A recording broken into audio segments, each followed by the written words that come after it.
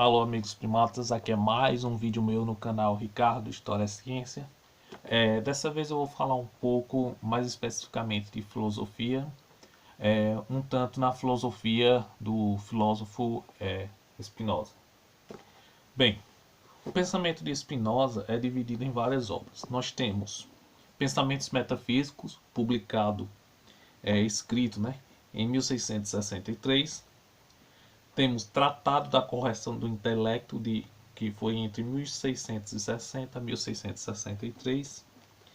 Ética, publicada póstuma, após a sua morte, em 1677. Tratado Político, também em 1677. São algumas das obras de Spinoza. Spinoza defende a ideia de um Deus único. Porém, esse Deus único ele é diferente da tradição judaico-cristã, onde Deus é mais visto de uma forma mais pessoal e separada da natureza, como que a natureza ela é uma criação de Deus. Isso na concepção judaica e na concepção cristã. O pensamento de Spinoza, que sofre influência desde Aristóteles a René Descartes. Inclusive é bom, quando você estiver lendo Spinoza, ler Descartes, ler Aristóteles, Leibniz, alguns dos autores que intercalam com as obras de Spinoza, que facilita melhor a leitura. Defende a ideia de um Deus que existe unicamente. Deus é o único que existe pela necessidade de existir, independentemente da vontade alheia, porque ele é o todo, ele é todo o universo. Ele não está separado do universo, ele não está separado da natureza. Ele é a natureza, ele é o universo e existe simplesmente pela sua própria vontade e pela sua própria necessidade de existir. Por isso que fala o intelecto de Deus. Não é um Deus pessoal como um relojoeiro criador, mas é a própria natureza que inteligentemente funciona naturalmente dentro de toda uma lógica matemática, que independentemente do homem acreditar ou não, ou da sua vontade, vai funcionar daquele jeito estabelecido pelas leis que a própria natureza, ou seja, que o próprio Deus estabeleceu. Então, por exemplo, quando um vulcão entra em erupção e esse vulcão pode ferir vamos supor, uma aldeia que esteja ali, não é por maldade ou por bondade, mas está ali funcionando de acordo com as próprias leis da natureza estabelecidas pela própria natureza, que é o próprio Deus. Então, assim, Deus ele existe simplesmente pelo existir, o intelecto de Deus está aí, existe pela sua própria necessidade de existir. Vale notar que o Spinoza ele também faz algumas críticas a alguns filósofos, ao Descartes, por exemplo. Apesar de ter sido muito influenciado pelo cartesianismo, ele critica algumas posições de Descartes referente à questão da espiritualidade, quando ele fala dos espíritos, a alma como uma alma separada do corpo, onde vem o falecimento, a alma sai daquele corpo. Para o Spinoza, não. O corpo não sobrevive sem a mente. Então, quando se fala de alma, deve-se entender a questão da intelectualidade do homem, não um espírito, algo separado, que é posteriormente separado do corpo.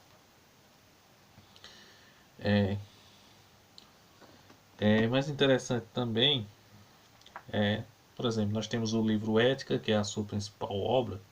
Ele fala da substância. A substância existe antes dos afetos. Os afetos são as nossas emoções. E essa substância, esse que é Deus, que é a natureza, ele tem, vamos dizer assim, inúmeros modos, inúmeras formas, mas todas elas é uma só, que é a única substância, que é Deus. Como é que eu posso explicar isso melhor? Nós temos, por exemplo, a água, o fogo e o ar, diferentes elementos da natureza. Porém, todos esses elementos é uma coisa só. São diferentes formas, a água, o fogo, cada um tem sua fórmula química diferente, porém, em essência, eles derivam da mesma substância, eles derivam da mesma natureza, que é Deus.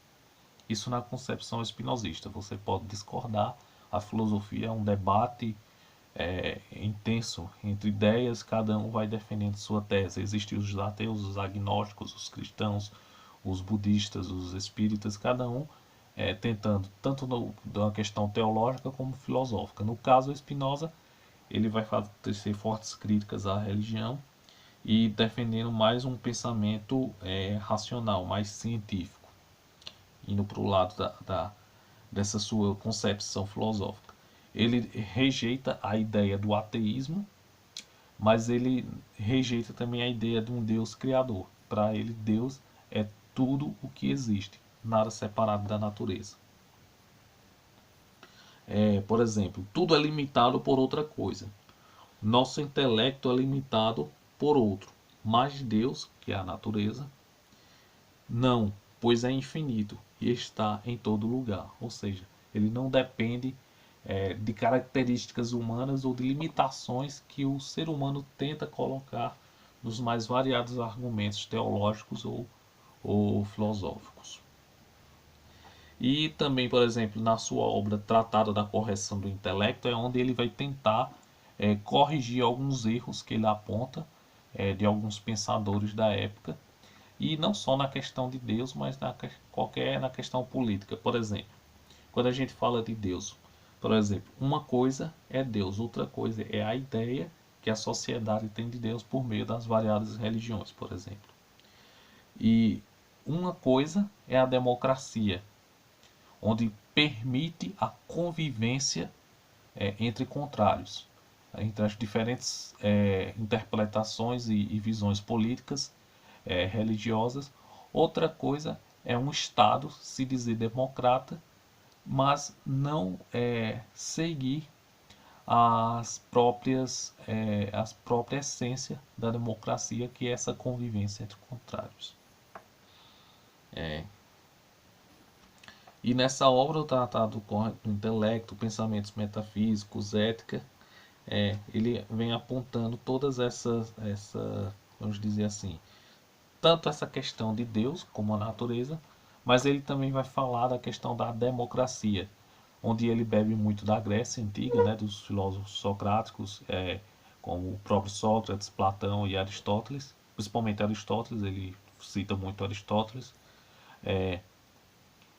que um Estado em que a liberdade não é garantida, onde a religião é quem guia o Estado, impedindo a livre circulação de ideias de visões de mundo que não sejam necessariamente dependentes daquela religião, onde o Estado censura toda a liberdade de opinião e de interpretação da realidade. Esse é um Estado fraco. O Estado forte é aquele que garante justamente a liberdade de expressão, em que as pessoas possam não fazer discurso de ódio, não ensinar pseudociências como se fosse uma ciência verdadeira, que é o que a gente está vendo muito nos nossos dias hoje, principalmente aí com a internet. Está cheio disso. Mas assim,